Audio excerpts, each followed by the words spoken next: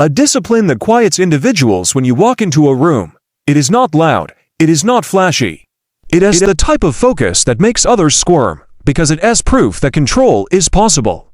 Today, you're going to learn the precise method to cultivate that control within yourself. You've seen that person before, the one who never skips a workout, never misses a day, never seems to lose direction. When everyone else quits halfway, they just keep moving forward. People call them obsessive. In reality, they've tapped into a system that eliminates weakness. The Japanese monks call it shugyo, a practice that consumes the self. The Japanese monks call it shugyo, a practice that consumes the self until only mastery remains. But here's the truth, it's not easy. To reach that level, you'll have to bury the version of yourself that keeps breaking promises.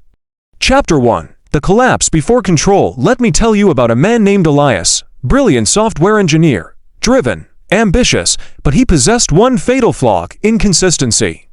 Every new habit started with fire and ended in ashes. Gym, 2 months. Journaling, 10 days. Meditation, 3 tries. Each time, he'd promise himself that this time will be different. It never was.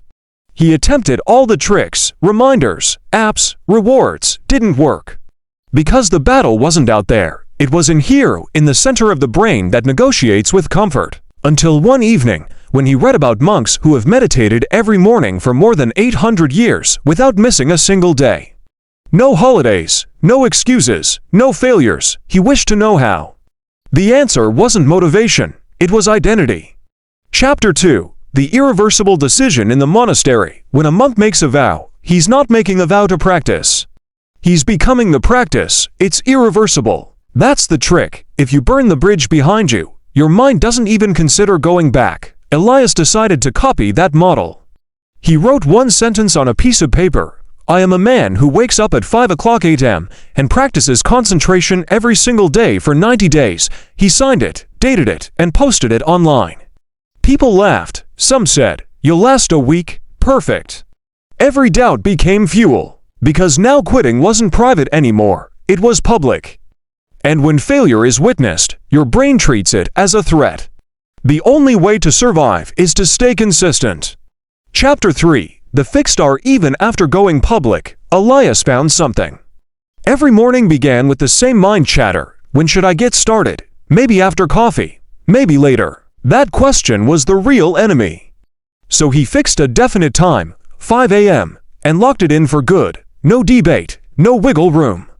Not because he was a morning person, but because he hungered for quiet, a world asleep, no messages, no excuses. The first week was painful, the second, mechanical. By the third, something switched. His body began waking up to minutes before the alarm. His brain had surrendered to the routine. The resistance was gone. That's the power of non-negotiable hours.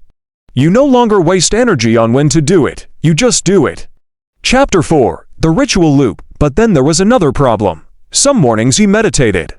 Other mornings he read. Sometimes he stretched. His mind had found a new loophole, not when, but what. So he built a ritual, 20 push-ups. 10 minutes of meditation, 10 minutes of reading. Same order, same number, every single day. It sounded boring, but that was the point. Repetition destroys resistance. The brain no longer needs variety. After 40 days, the ritual was on autopilot. Movement before thought, action before feeling. Consistency isn't built through excitement. It's built through repetition so deep that willpower no longer comes into play. Chapter 5. Continuity over perfection. Day 47. Elias came down with the flu. Old habits said, take a pass today, you've earned a break, but the monks have a rule, no gaps. So he improvised, 10 push-ups became 2. Meditation was still 1 minute, reading a paragraph. He didn't aim for perfection, just continuity. For gaps, not laziness, destroy discipline. The moment you stop, your old self sneaks back in. Even a trickle keeps a river going. That's how Elias put it, momentum, however small. And that's what got him through illness, travel, and chaos. Chapter 6. The pre-decided life. Discipline dies in surprise. A flat tire, a meeting that runs late, a rotten mood. Each one becomes an excuse if you haven't prepared for it. Elias made a list. No gym. Do push-ups at home. traveling. Meditate on the airplane. Too tired, do 1 rep. Each problem had a pre-solution, no thinking required. The blueprint was already written. This is how the monks survive centuries of disruption. They don't ever improvise discipline. It's predetermined, automatic. The bell rings, they move. Chapter 7. The Transformation by Day 90. Elias didn't recognize himself.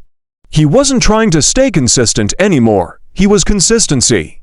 His coworkers called him obsessive. His girlfriend said he was too rigid. But when discipline starts making others uncomfortable, it means you've finally crossed the line between ordinary and unbreakable. That's the real transformation. You don't chase motivation anymore. You become the type of person who simply does. No drama, no excuses, just action. So ask yourself, are you prepared to be somebody who no longer negotiates with weakness? Because to reach that level, you don't need more motivation. You need rebirth, the death of the old you who makes excuses, and the birth of the one who follows through. This is not about discipline, this is about identity. And when you change who you are, consistency becomes simple. If this message spoke to you, make your declaration. What habit will define the new you? Write it, say it, live it. Because the consistency that scares others is the only kind that changes everything.